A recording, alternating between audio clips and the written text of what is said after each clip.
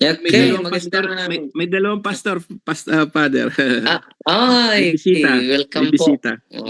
Welcome po sa programa namin at salamat po sa inyong pagpasok.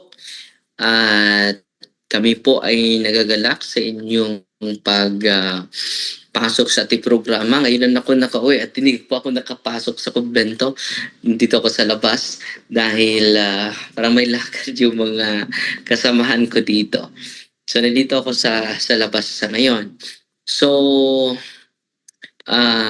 kumusta mga kapatid? At pasalamat tayo na binigyan tayo ng Panginoon ng additional na lakas, additional na buhay para magpatuloy sa pagpahayag sa dalisay ng pag-ibig ng Panginoon sa bawat isa sa atin. So, pasalamat ako sa inyong lahat na nandito. So, kung may katanungan ng ating mga mahal na mga pastor, welcome po. Sino ba yung mga kasama natin ng mga pastor? Brother Angel.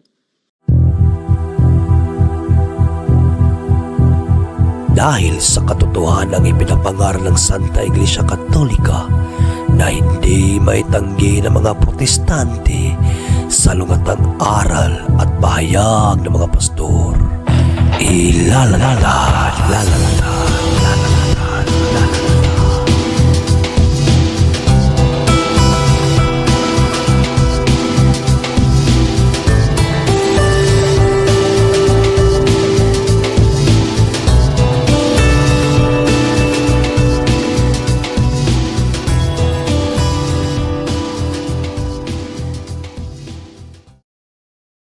Car back, sauce in hand.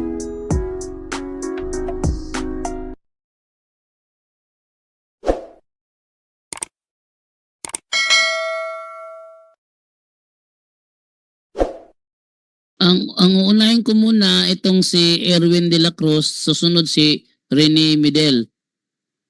Brother Erwin. Pastor Erwin. Mute mo na kita ba din ha? Mute mo na kita ba din ha? Gawin kitang co-host para makapag-unmute ka anytime mo gusto. Sige, mute mo na kita. Okay, Brother Erwin de la Cruz. Okay. Pwede ka mag-open camera, bro? Kasi Brother Darwin ang makakausap mo. Kasi, po. Sige, go ahead. Teka lang po good evening po. Pasensya na po at hindi ako nakabihis. Good evening po sa inyo, Father Darwin. And good evening, kapatid. Praise God that nakaharap ko po kayo kahit dito man lang sa Zoom. At by the way po, hindi po ako pastor. Ako po ay isang ordinary membro lang po sa isang Baptist Church. Kami po ay Southern Baptist. So, yun po. No? So, salamat Brother Jando. Gusto ko lang po sana talaga magtanong. By the way, salamat po kasi may programa kayong ganito. At least magkakaroon tayo ng opportunity na makapag-engage. Ang tatanong ko lang po sana, Father Darwin, I hope you don't mind. Kayo po ba ay hindi na po debate online? Try this, Yummy. Hindi na po ba kayo nakipag-debate sa debate online? Apo, hindi na po ba kayo nag-engage ng gano'n? Gusto ko na gusto ko actually dahil makita ko yung mga referensya na ginagamit ng Katungali, and then magkakita din kami actual, personal. No? So gusto ko na actual talaga yung diskusyon para magkakita, malapitan yung mga mahal natin na iba't iba, galing sa iba't ibang pananampalataya, kapatid. Bro Erwin? Yeah, okay. Bro Erwin, kung papayag ka naman Bro Erwin na magipagdebate ka para Darwin ng harapan, si Paddy naman bahala sa pamasahe mo back and forth with accommodation pa yan. Wag na kasi masyadong ano pa kayo doon, mahasal pa kayo doon. Hindi, okay lang naman yun. Ginagalang ko naman yung preference ni Father Darwin. So, magtatanong na lang po ako, Father Darwin. Ang tanong ko po, Father. Kapatid. Ang tanong ko po, Father, kasi we know that there are about 1.4 billion Roman Catholics around the world, ano po, if I'm not mistaken, 1.4 or 1.5, something like that. So, Mm-mm. ang question ko po, yung po bang mga Roman Catholics na yun, na 1.4 billion, pwede na po ba silang makapagsabi o makapag-claim sa sarili nila na sila po ay ligtas na or sure na ang kanilang kaligtasan? Pwede po ba nilang maklaim yon sa kanilang sarili because they have faith in Jesus Christ and they believe that Christ died for their sins? Yun po ang tanong ko lang po. Thank you po, Father. Salamat bro. No, Bro Erwin de la Cruz.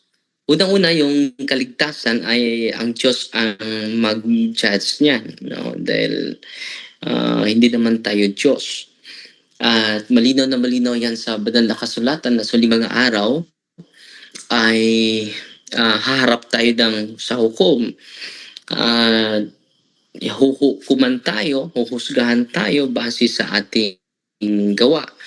Nakalimot ako sa talata, Brother John. Diyan yan sa 2 Corinthians, Brother John Ray, nahahatulan tayo ng Diyos base sa ating mga gawa. So kung... 2 Corinthians 5:10. Ano?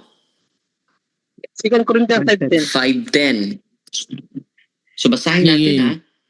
Sabi Brother dito, John, basahin natin. sapagkat lahat tayo haharap sa hukuman. Lahat tayo, so kasama si Apostol Pablo sa harap. Lahat tayo haharap sa hukuman ni Kristo at tatanggap ng nararapat ayon sa ating mga gawang mabuti o masama nang tayo nabubuhay pa sa katawang ito. So dito bro, na haharap pa tayo sa hukuman.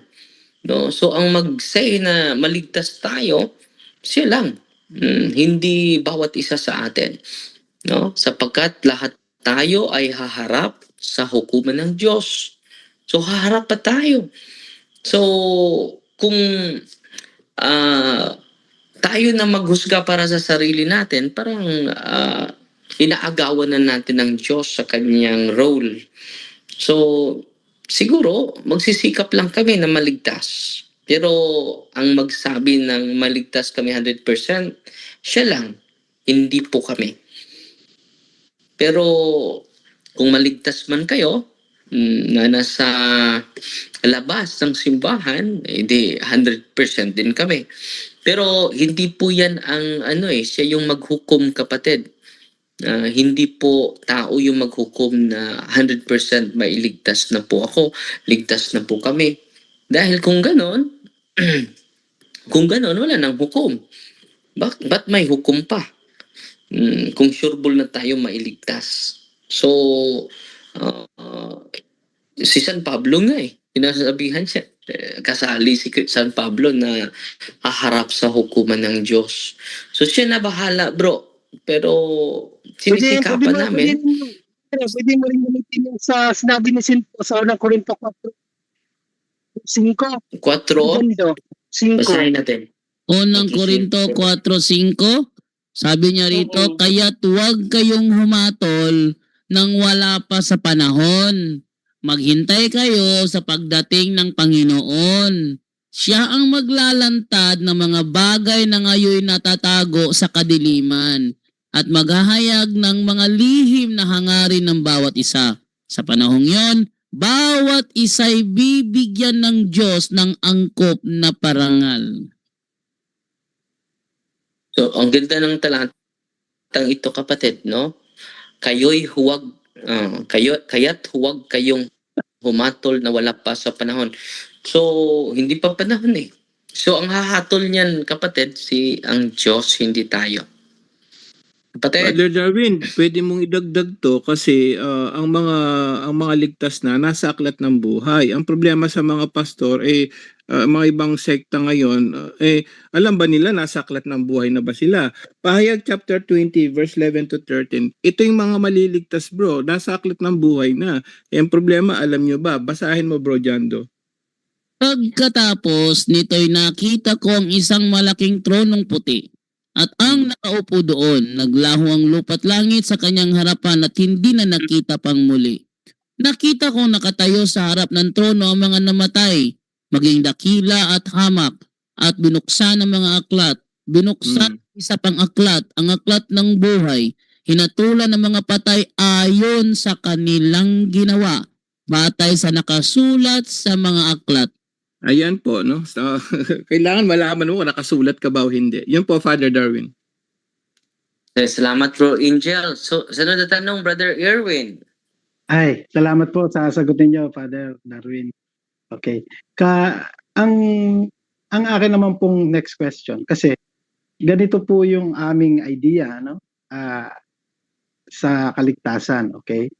Sabihin niyo lang po, Father, kung ito po ay hindi kayo agree or you can also agree.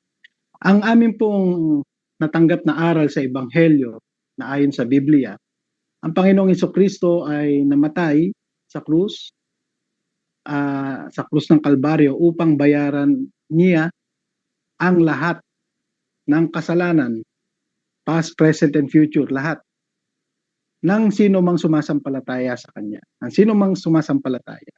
So, with that, kaya ang sumampalataya sa Kanya ay nakasisiguro na ligtas na siya sapagkat binayaran po ng Panginoong Hesukristo ang lahat ng kanyang kasalanan doon sa kanyang kamatayan sa krus. Kaya naman po ang sabi ng Apostol Juan sa 1 John 5:13, no? Na sinabi niya po doon that you may know that you have eternal life. So ipinapaalam po sa mga believers na sila po ay mayroong buhay na walang. So yung paano po yun, Father? Kung sinasabi po ni Apostol Juan na ipinaalam ko sa inyo, kayo na sumasampalataya sa anak, mayroon kayong buhay na walang. In fact, sa verse 11 po noon ang sinabi, binigyan kayo, past tense. He gave you eternal life. So, mali po ba kami kung tanggapin namin ang mga salitang iyon na kami po ay mayroon na pong buhay na walang hanggan ayon po sa salita ng Diyos? Yan po ang tanong ko. Okay. Salamat bro. Salamat bro Erwin. No? Totoo, at ating i-interpret yan na hindi lang sa isang talata. Dahil yung eternal life will be realized not in this world because we have a temporal life. So ngayon, promise pa yan. Promise pa yan. At makonect natin sa second, yung binabasa ko na hahatulan pa tayo eh. So doon na ang eternal life. After sa hatol, it is a promise. Ang promise niya ay natupad na mayroong tayong buhay na walang hanggan. Pero ngayon, yung buhay mo ngayon, buhay na walang hanggan pa ba yan? Temporal pa ito eh. So, yung kanyang sinasabi is a promise. Dahil hanggang sa ngayon, mamamatay pa si Father Darwin. Ikaw, mamamatay pa. So, yung eternal life is future po yun. Dahil meron ba sa atin ngayon na may eternal life na? Promise pa yun. Kung meron man, so hindi na ako mamamatay. Di ba po? So, yung eternal life na yan, after sa hatol na yan, after sa hukom na yan, it is a promise. Kaya nga, ang mga apostol nagsasabi na bawat sa atin ay haharap pa sa hukmanan ng Diyos. After that, we can obtain either eternal reward, eternal happiness, and eternal damnation. Yan po sa Mateo, the whole chapter of Mateo chapter 25. Yan na po. Doon na natin makikita at matatanggap yung eternal life. Pero sa buhay na ito, nagsisikap pa tayo. Because faith without work is dead. Mamasa natin yan sa James chapter 2 verse 14. So it is not enough to have faith. Kung sasabihin mo faith, ang demonyo ay naniniwala din sa Panginoon. James chapter 2 verse 19. So yung eternal life, practical lang bro. Ngayon, yung buhay mo ngayon, eternal life pa ba? O temporal lang? Meaning eternal life, hindi ka na mamamatay. Wala nang kamatayan yan eh. So yung buhay ko, buhay mo, practical lang ito. Kung tatanggapin mo na mamatay ka pa ngayon, meaning, temporal life pa ang natanggap mo ngayon. So yung eternal life, bro, is a promise po yan eh. Bakit past tense? Because His promise is being realized through the death of Jesus Christ. Kaya nga past tense eh. So yung promise niya ay past tense na dahil na-realize na yung promise niya eh. Si Kristo yung tagapagligtas natin. Pero yung eternal life, bro, hindi pa natin nakamit ngayon. Temporal pa po ito. Kung aaminin mo na hindi ka na mamatay, saludo na ako sa'yo. Eternal life na yan. Nakatanggap na si Brother Erwin de la Cruz ng eternal life. Promise pa po yun, bro. Pero yung promise niya is being realized. Dahil si Kristo ay naisilang na. Napako na sa cross. Kaya nga past tense eh. So yung promise niya ay natupad na. Pero future pa. Hindi pa natin na 100% nakuha yung promise niya. Sa lahat ng mga pastor ngayon, kung totoo na may eternal life kayo, hindi na kayo mamamatay. Si Father Darwin mamamatay pa eh. Temporal pa po yung buhay ko. Meaning, yung buhay mo at buhay ko is temporal pa. Kailan makamit natin yung eternal life? Yung hukom. Sabi ni Apostol San Pablo, tayong lahat ay haharap pa. So, totoo na may promise siya na eternal life. Totoo yun. Pero bakit sinasabi pa ni San Pablo, haharap pa tayo ng hukom? So, wala na yun. No? Wala nang kahit tayo, sabi niya, lahat tayo eh. Haharap pa tayo. So, meaning, ang eternal reward is after the judgment. Hindi po before sa judgment. So before the judgment, we are promised by the Lord to obtain eternal life, bro. Totoo yun, pero babasahin natin ng konteksto, bro, hindi lang isang talata. Para yung interpretation natin ay hindi po maging out of context, Brother Erwin. Okay. Ito sa Brother Darwin, sa 8:24 ng Roma, naligtas tayo dahil sa pag-asang ito. Ngunit hindi yun matatawag na pag-asa kung nakikita na natin ang ating inaasahan. Sapagkat sinong tao ang aasa pa kung ito'y nakikita na niya? Ngunit kung umaasa tayo sa hindi natin nakikita, hinihintay natin yon ng buong tiyaga.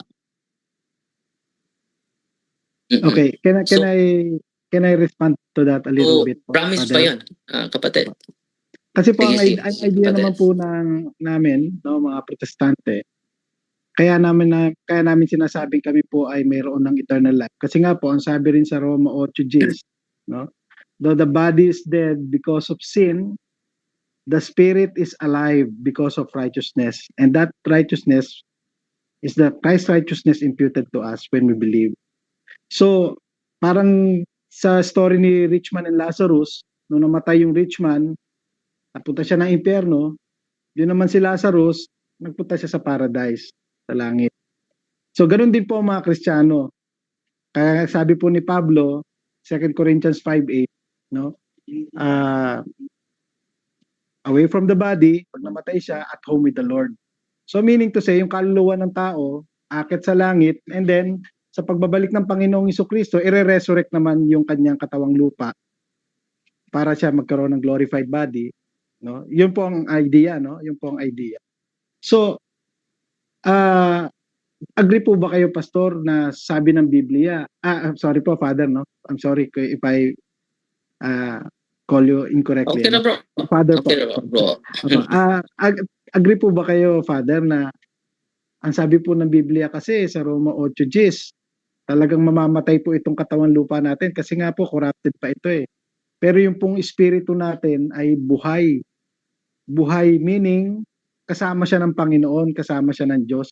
Kasi ang death po ay separation from God eh. Di po ba yun ang meaning ng death? So with that, Father, can you accept that a Christian is saved, can claim actually that he is saved right now because number one, Christ paid. Christ paid it all. Past, present, and future sins niya. Because first and foremost, God is omniscient. Bago niya likhain ng plan of salvation, alam niya lahat ang bagay. Kaya pinili nga po ang mga ililigtas. Election, the doctrine of unconditional election. And then, kaya po makakapag-claim ang Kristiyano na siya po ay ligtas na because number one, sinabi ng Biblia na I give you eternal life, you have eternal life, there's now no condemnation, and pag namatay siya, yung kanyang kaluluwa aakyat sa langit at maghihintay ng resurrection day sa pagbabalik ng Panginoon. So, yung po bang mga concept na yon, Father, ay hindi po kayo agree doon? So, ang talata mo, agree ako sa talata, mga kapatid, no? Na kung ang katawan ng lupa natin is mortal, pero yung soul natin is immortal. But yung soul natin is not eternal, immortal lang po. So yung soul natin is immortal, not eternal. So yung kaluluwa natin ay hindi na mamamatay, immortal eh. Pero hindi pa yun eternal, no? So sabi mo, yung talata na yung parable sa mayaman at si Lazaro, di ba? Kailan ba nakamit yung gantimpala? After death na. No, hindi before death. So yan ang punto ng simbahan eh. So before death, hindi ka makapagsabi na 100% ligtas na ako. Kaya nga, ang reward is after death na. So, kung gano'n na 100% na kayo na maliligtas, di ba? Sa huling hukom may impyerno, may langit, no? Gutom ako, pinakain niyo ako. Nagkasakit ako, inaarugan niyo ako. So may gawa talaga. Hindi lang faith, no? So may gawa talaga. So yung mga taong hindi gumawa ng mga babuti, ano nangyari? Gutom ako, hindi niyo ako pinakain. Insensitive, indifferent. No? Nagkasakit ako, hindi niyo ako inaruga. So kung faith lang, so maligtas sana itong mga taong ito dahil faith lang sila eh, walang gawa. Pero yung mga tao na nakapunta sa langit, may faith at may gawa. Kinakain niyo ako. Inaarugan niyo ako. Dinalaw niyo ako.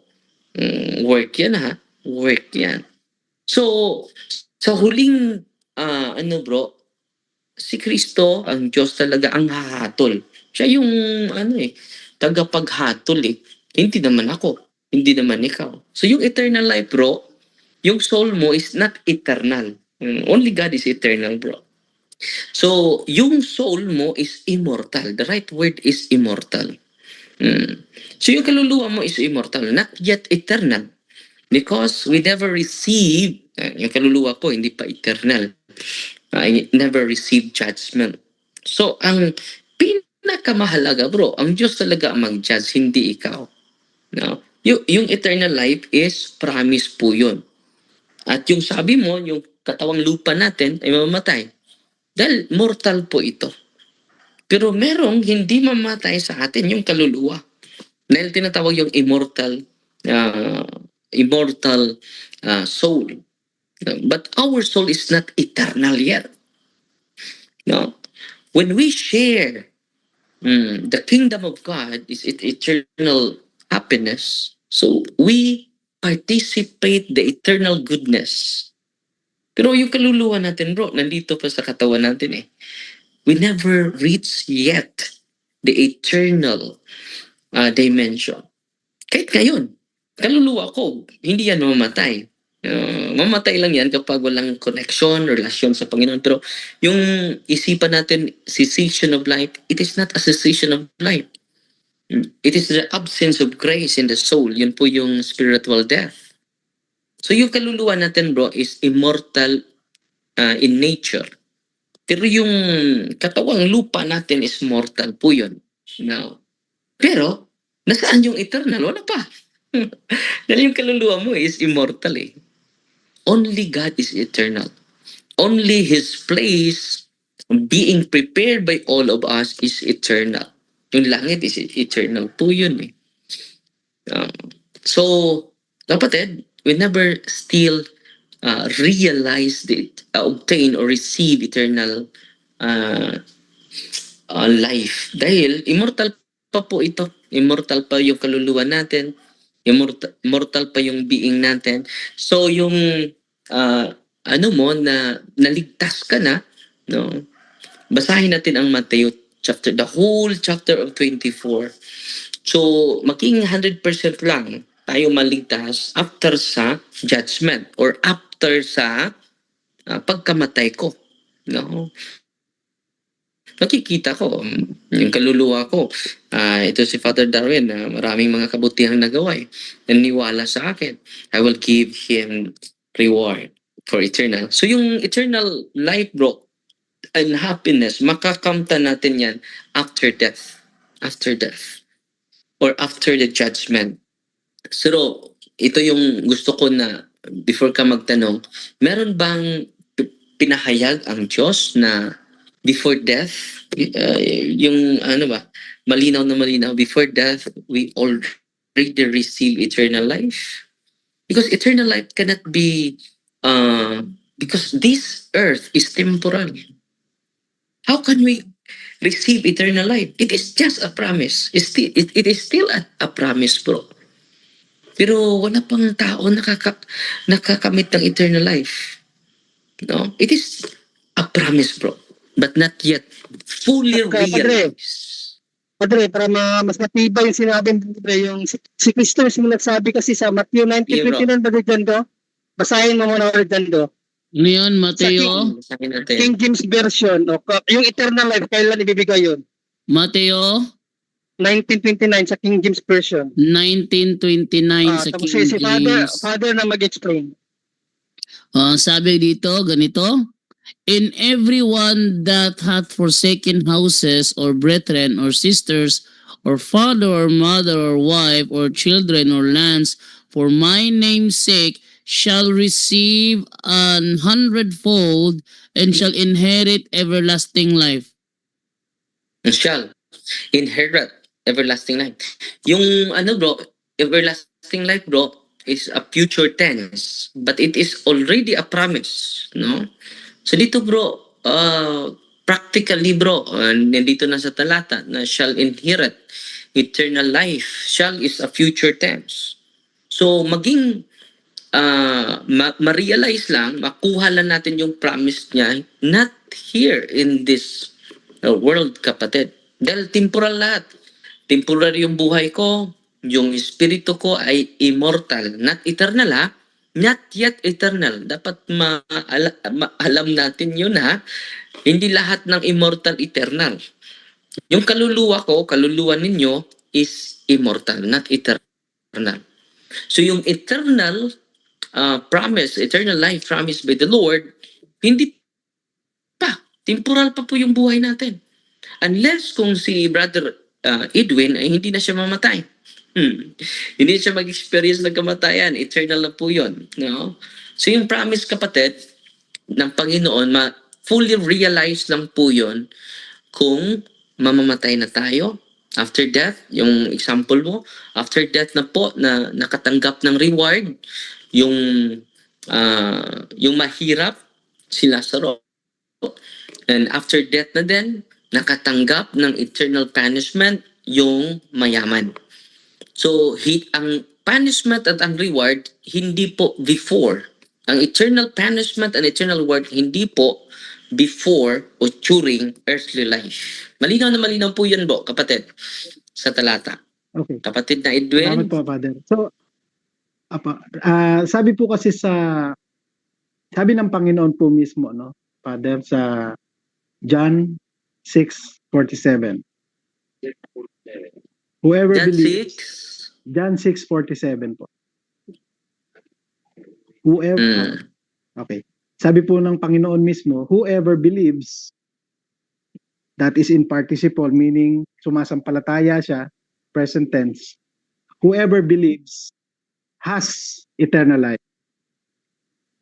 Has eternal life means in possession now of eternal life because it is in present active indicative form. Has eternal life. So, yung mismo ang Panginoon po ang nagsabi, kung sino man ang sumasampalataya, siya ay may buhay na walang hanggan. Mayroong buhay na walang hanggan.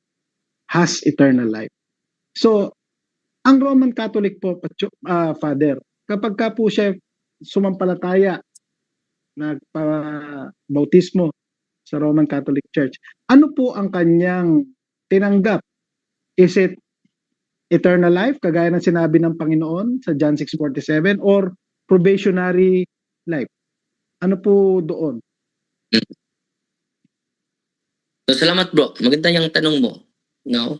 So, ang Panginoon nag-promise talaga ng eternal life. Pero, hindi pa fully. After that na yan. No? Hindi naman sinasabi natin. Promise pa yan eh. No? So, ngayon, practically, hindi ka na ba mamatay? Eternal life. Mamatay pa tayo eh. Meaning, yung buhay natin, it is not yet eternal life. After that na yun. So, candidate lang then, po siya for salvation. Sabi ni Kristo, sa huling hukom, di ba, sa huling hukom, yung mga mabuti at gumagawa ng kabutihan, dito kayo sa kanan ko, and you will have eternal life. Yan po, after hukom na po yan, no? It is a promise. No? At meron pa tayong gagawin. God created you without you. But God will not save you without you. So meaning, ang Diyos nilikha tayo without us. Pero He will not save us without us. Meaning, the cooperation, bro. Kaya si Judas nga eh. No? Apostol na yun sa Panginoon. Nakakinig na ng magandang balita. Pero, naligaw. Naligaw siya eh. May panampalataya naman siya ni Kristo. So, sa huli bro, dun tayo sa huli. So, ang Diyos nag-promise na sa atin ng magkaroon tayo ng eternal life. Pero yung buhay natin is temporal pa ngayon eh. Practically, sino ba sa inyo hindi mamatay ngayon? Lahat so, ang tinanggap po ng mamatay. Father. So, ang tinanggap po ng umanib o nagpabautismo sa Roman Catholic Church ay temporal life or probationary life. Hindi po eternal life. Tama po ba yan? It is a promise for it. Ang participation of the life of God, bro, is ongoing eh. Pwede ka mag-say yes ngayon, pwede ka mag-say bukas. So, probationary. Dahil yung tao is pabago-bago. So, Unang-una, wala kaming term na... bro, yung term ninyo ay wala yan sa amin. No, sa inyo po yan. So, ang sa amin, nag-promise ang Diyos na eternal life.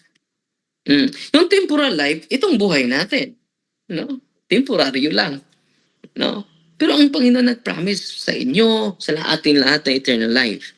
Sa lahat ng naniniwala sa Kanya. May promise siya na bibigyan ng eternal life. Eternal life. And then, anong sabi niya? Sa mga tao, hindi lahat na tumatawag sa akin. Panginoon, Panginoon, makapasok sa kaharian sa Diyos. May pananampalataya yun, ha? Yung makapasok lang sa kaharian ng Ama. Yung sumunod sa kalooban ng Diyos. Yung kalooban ng Diyos ay isa lang ba? Mababasa lang sa isang talata, John 6:46 lang. At kung i-contextualize mo yun, kapatid, it is the Eucharist. Whoever eats the flesh, my flesh, will have eternal life, will obtain eternal life. So, hindi lang po yung naniniwala, no? Kundi yung mga taong nagsamba at nag-receive ng katawan ni Kristo, no? Uminom sa kanyang dugo, makapunta sa langit. So, Matthew chapter 7 verse 21, malinaw na malinaw, hindi lahat na tumatawag sa akin, Ama, ang Panginoon, Panginoon, makapasok sa kaharian sa Diyos. So, delikado yan bro, nag-presume ka na maligtas na ako.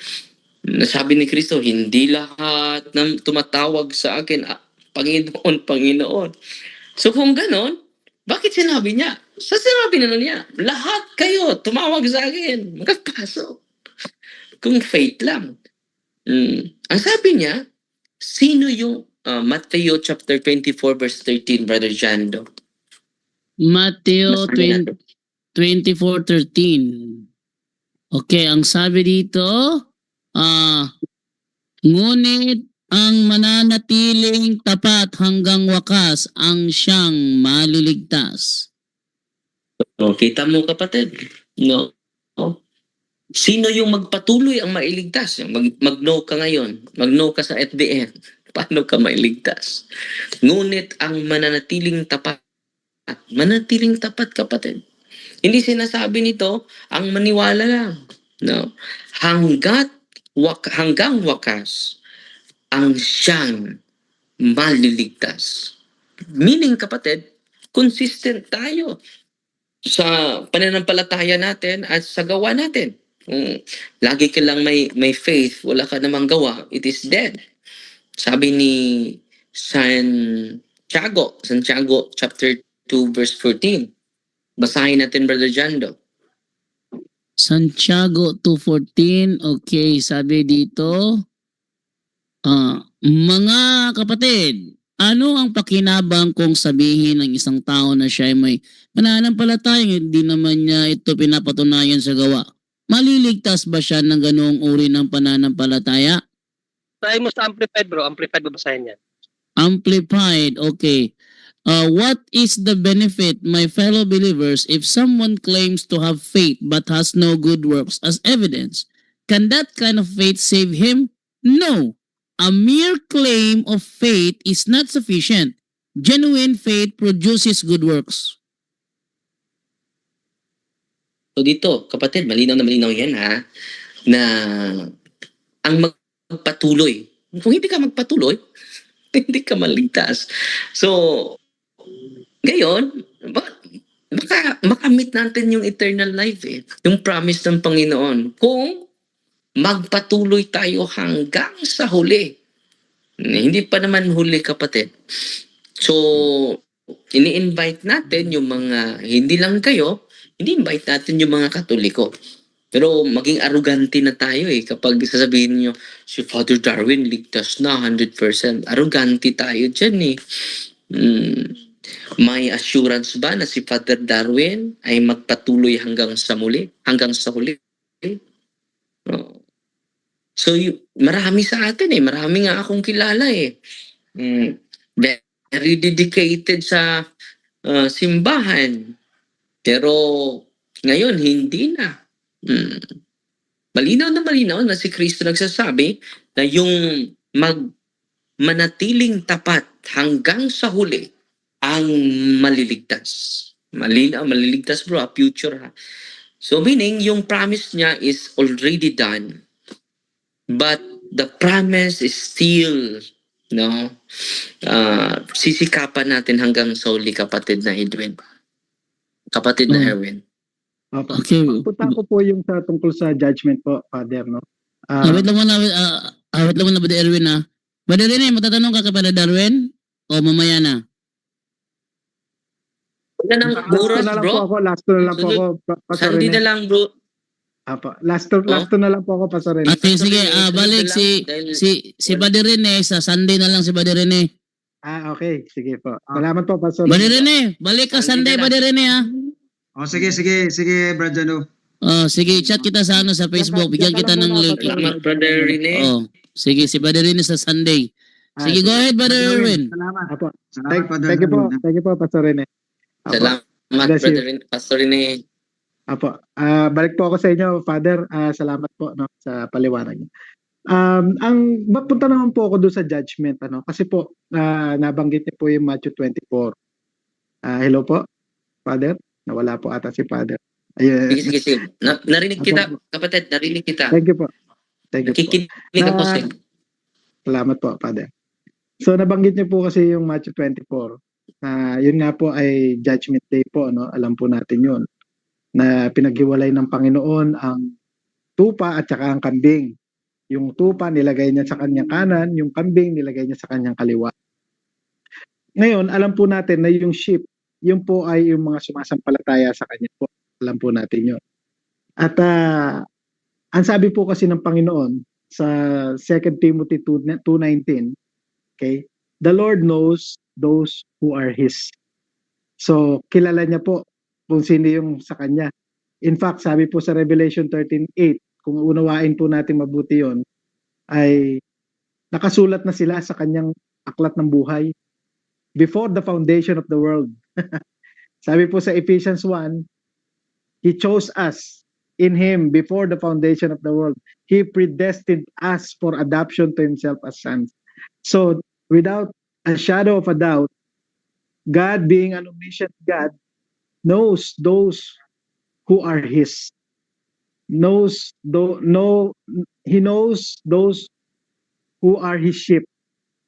Po, kilala niya po. So, ang akin pong dinadrive po, Father, kung alam po ng Panginoon ang kanyang mga tupa at sinabi niya po sa kanyang salita na hindi sila malilipol, sabi niya sa John 10:27, My sheep hear my voice, I know them, and they follow me, I give them eternal life, and they will never perish. Never there is in ume, the strongest emphatic negation in Greek language, ume. So, lumalabas po, hindi na po mahatulan ang mga sumasampalataya sa kanya dahil alam niya, kilala niya sila. Kaya nga po siya namatay sa krus ng Kalbaryo para bayaran po ang lahat ng kasalanan ng kanyang mga tupa. So, yung pong idea na yon, Father, na there is therefore, sabi po sa Romans 8:1, now no condemnation for those who are in Christ Jesus. Wala na po silang condemnation kasi po binayaran na po lahat ng Panginoon, Colossians 2:13. So, yung pong idea na yon na tapos na ang paghukom sa kanila dahil nahatulan na ang Panginoon. Nahatulan na ang Panginoon sa krus ng Kalbaryo. Yun na ang judgment nila sa kanilang mga kasalanan, sa lahat ng kanilang mga kasalanan. Saan po mali yung idea na yun, Pastor? Father. Saan po mali yun? Salamat bro. Salamat bro, Erwin. So, kung napakinggan mo yung sabi ni Apostol San Pablo, lahat tayo ay hatulan. So, sabi ni sa sinabi mo, kasali pa si San Pablo. So, meaning, kapag magpatuloy ka, hindi ka mahatulan. Kapag magpatuloy ka, binabasa na natin ang Matthew chapter 24 verse 13 na yung magpatuloy na maging tapat sa akin, magpatuloy hanggang sa huli, yun ang mailigtas. So, yung persistency, kapatid, ang kailangan. No, hindi lang yung pananampalataya. Kung pananampalataya, mailigtas din. Makapasok din ang demonyo dahil may pananampalataya naman sa Diyos. Matthew chapter, Santiago, James chapter 2 verse 19. Ang demonyo ay naniniwala din sa Diyos. So kung faith alone lang ang basihan, mailigtas din yung demonyo. James chapter 2 verse 19. So hindi sapat, kapatid. Faith and works. And then, hahatulan ba tayo eh?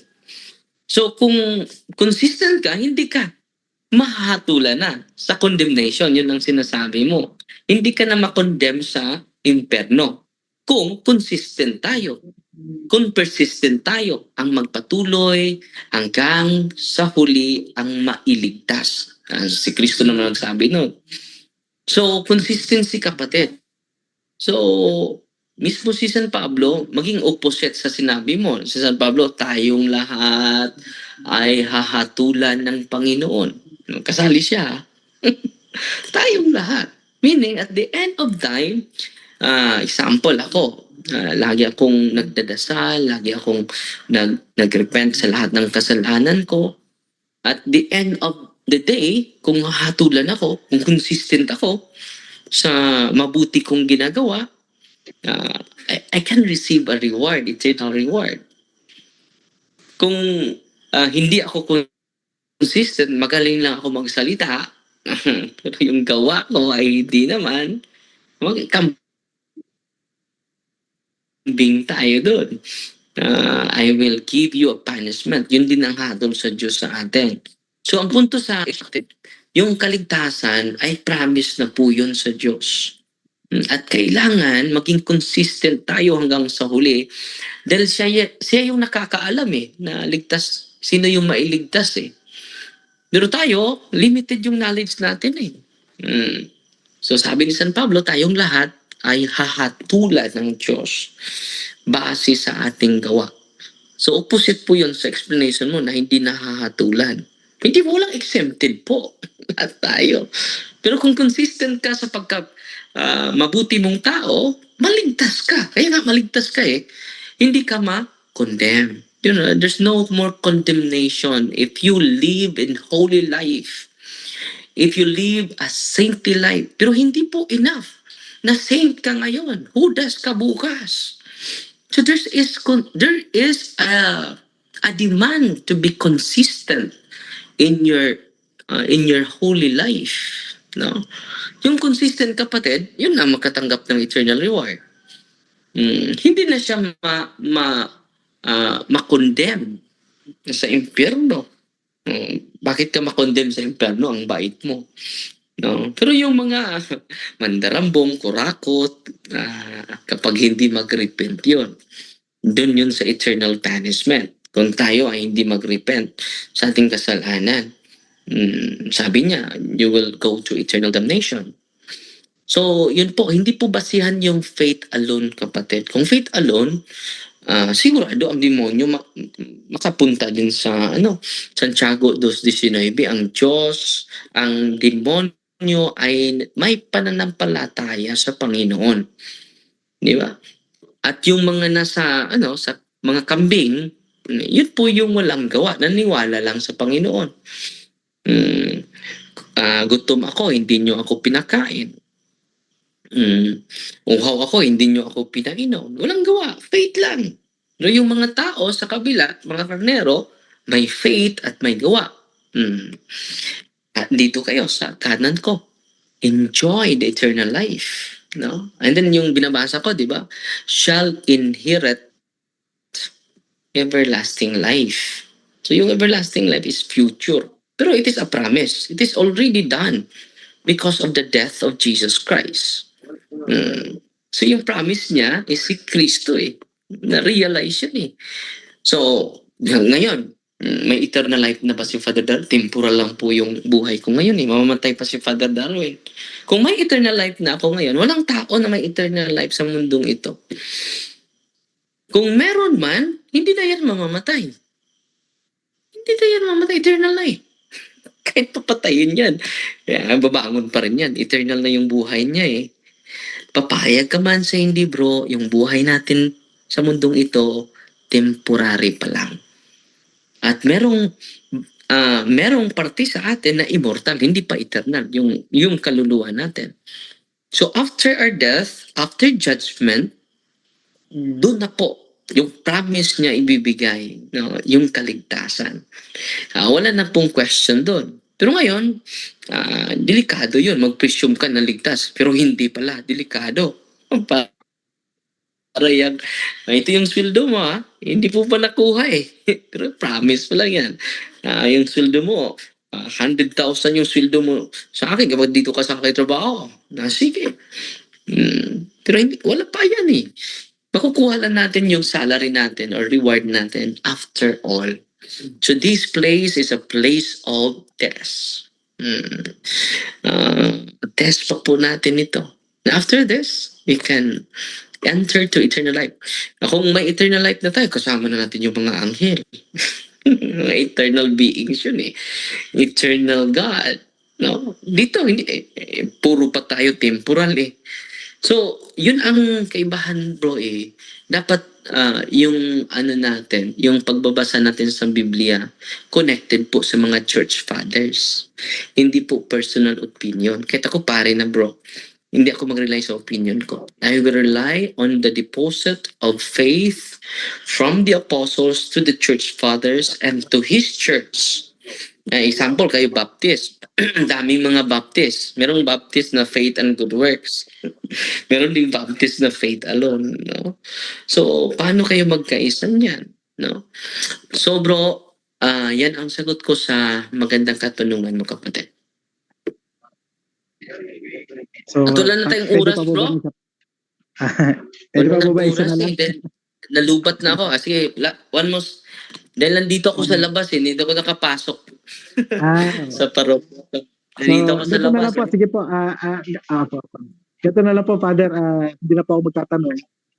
Salamat po sa mga pagsagot ninyo. Okay naman po ang ating discussion. Ang akin na lang po sanang kahilingan sa inyo before we part ways tonight. Kung mamarapati niyo po, Father, na sana po ay nag-a-appeal po ako sa inyo personally na sana po mapagbigyan niyo ako na magkaroon po tayo ng gentleman's debate na live debate na online kasi po taga Cavite po ako taga Bohol po kayo. Sabi ni Jando, sige. sagutin niyo Anong pa topic? ko, paano yung hotel, paano yung oras. Marami po Anong topic? magsasabi. So kung Anong topic, pwede bro? po ito po, salvation po. If you would agree po, Father Osas, I will Salvation. appeal, I will aanin ko po yung tatayuan ko po yung doktrina ng Osas. once saved always saved po o kaya justification by faith alone. Sige. Apo. Ayun. So, pwede po tayo Sige, magkaroon Osas. nun, Father. Sige. Apo. Ayun. Praise the Lord. Sige. Yun lang naman po ang kahilingan tonight. Makilala po kayo ng personal, makausap ko po kayo, Father Darwin, at mag-appeal sa inyo ng isang online live debate na ganito lang din po kalumanay, ganito lang po karespetuhan. Dito lang sa, bro, dito lang sa, Apo, dito lang dito tayo sa punto per punto. Apo, dito po, sa punto per punto. Pero, So, ordinary member ka lang. Opo, isa lang po akong... Or isa lang may, po ako. Pero anong role mo sa Baptist, sa Southern Baptist? May ano ka ba? Well, Ano actually yung... Sige po, Father. Position po ang sinasabi niya. Ano yung position? Oh, yes. Opo. Kami po kasi sa Southern Baptist po, Father, congregationalist po kami, ano. So, each local church is autonomous. Ano po. Pero kami po ay merong tinatawag na, ang denomination po namin ay convention, parang fellowship Yes. po. No? But So, each anong local position mo church, sa simbahan? sa local church po na akin po kinabibilangan ngayon, which is Joy in Christ Church, last year I was the president po of the board of trustees. Apo. Kaso nga lang po, every year President din po. ka sa... President sa local church lang po. Was last year po. Pero hindi Kaso ka pastor sa local Hindi, church? hindi po ako pastor. Apo, hindi po ako pastor. Apo. I was a president of our local church board of trustees last year. Then we held our Sino yung pastor niyo? po. Sino yung pastor niyo sa lokal? Tinatanong niyo po kung sino siya. Ganun po ba? Sino yung pastor sa lokal ninyo? Kung Okay hindi po. kayo yung pastor.